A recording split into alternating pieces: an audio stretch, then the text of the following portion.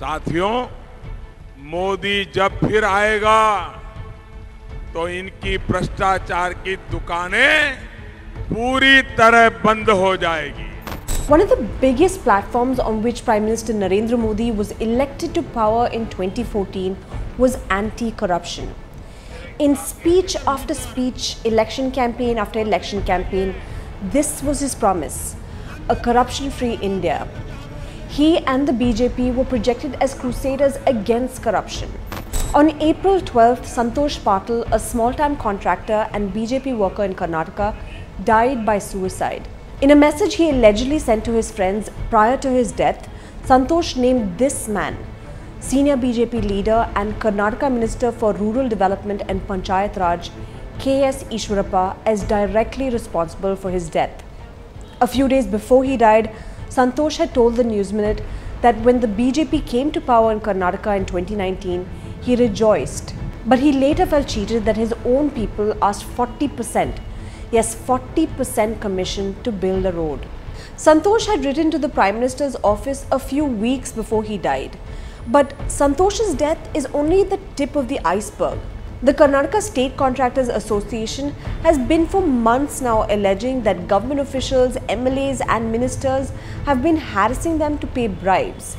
Now, bribes and kickbacks are an open secret, part and parcel of any government irrespective of the party in power. And contractors have been well aware of this and part of the system for decades. So what really has forced contractors to call out the corruption in Karnataka now? Let me explain. In July 2021, the Contractors Association shot off a letter to Prime Minister Narendra Modi. They allege that they are forced to pay bribes as high as 40% of the total project cost.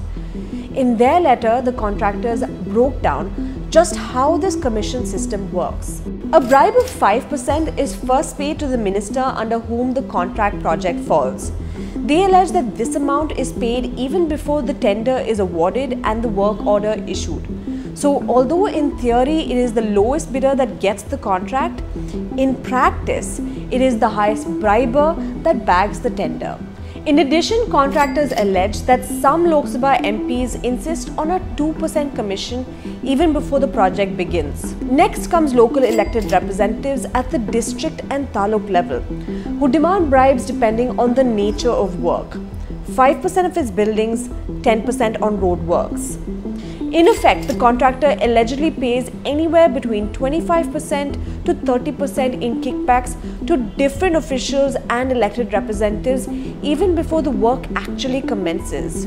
And finally, when the work is completed, the contractor has to pay another 5% to get their bills cleared. The contractors received no response to their letter from the Prime Minister. Although B.S. Eshwarappa was the Chief Minister when they sent in their letter in July, a few weeks later he stepped down and Basavaraj Bommai took over. Despite multiple complaints to the new CM and to the governor, little changed for the contractors. And this has what forced the contractors to call out the corruption in the Karnataka government, because they claim it has never been so bad. Contractors told my colleague Pooja Prasanna that decades ago the bribe was 2% for a public works contract. Then under the previous Congress government, contractors alleged that this increased to 10%. Even Prime Minister Narendra Modi taunted the Congress-JDS government of taking commission during his 2019 poll rally in Karnataka. अब पहले कांग्रेस की अकेली सरकार थी तो mister 10% थे, याद है मिस्टर 10%? हाँ? अब दो की जोड़ी बन गई तो 10% इनके और मिस्टर 10% दूसरे के. अब कर्नाटक का 20% चल रहा है. But this commission has increased dramatically since the BJP took over in 2019. This brings me to Santhosh Patil, a contractor and BJP worker in Karnataka who accused Eshwarappa of asking for a bribe of 40%. Santosh, who had taken up roadworks in Belagavi, alleged that Eshwarappa told him to go ahead without a work order. Now, despite completing the project in 2019, he was not paid because he apparently did not pay a cut of nearly 4 crore rupees or 40% of the project cost. Despite writing to the Prime Minister and to Union Minister for Rural Development Giriraj Singh, Santosh failed to get a response. Under pressure from loan sharks, Santosh died by suicide on April 12th. While Santosh's death forced Eshwarappa to resign from the Karnataka government, contractors alleged that the rot runs deep. The Karnataka government allegedly owes contractors 22,000 crore rupees.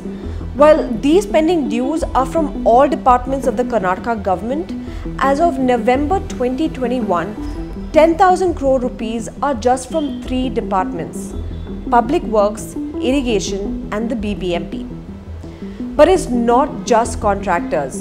A Lingayat seer has also accused the BJP government of taking a 30% cut before releasing grants meant for months. ಒಬ್ಬ ಸ್ವಾಮಿಗಳಿಗೆ ಅನುದಾನ ಬಿಡುಗಡೆ ಮಾಡಿದ್ರೆ 30% cut ಆದ ಮೇಲೆನೇ ಅದು ಕಟ್ಟಡ ಚಲುವಾಕತೆ ಹೊರತಾಗಿ ಮಠದಾಗಿಲ್ಲ ಅಂತಂದ್ರೆ ಆಗೋದಿಲ್ಲ ಇದ್ದಿದ್ದು ಸ್ಪಷ್ಟವಾಗಿ. So how has the Karnataka government responded to these corruption allegations? Chief Minister Basavaraj Bommai had in November ordered the Chief Secretary to probe these allegations and to scrutinize tenders that were finalized after he took over. A committee was also formed to review tenders for projects over 50 crore rupees. But little has come of these inquiries so far. And as for the Prime Minister, his silence on the allegations in Karnataka raises questions over his zero tolerance to corruption. After all, the Prime Minister may do well to remember his own words, "Na khaunga, na khane dunga." I've been bringing you Let Me Explain every week for a few months now. So for us to continue doing this show and for us to bring you more such content, do become a member of the News Minute. And also don't forget to subscribe to our YouTube channel. And as always, if you've liked this video, don't forget to hit the like button and share this video with your friends.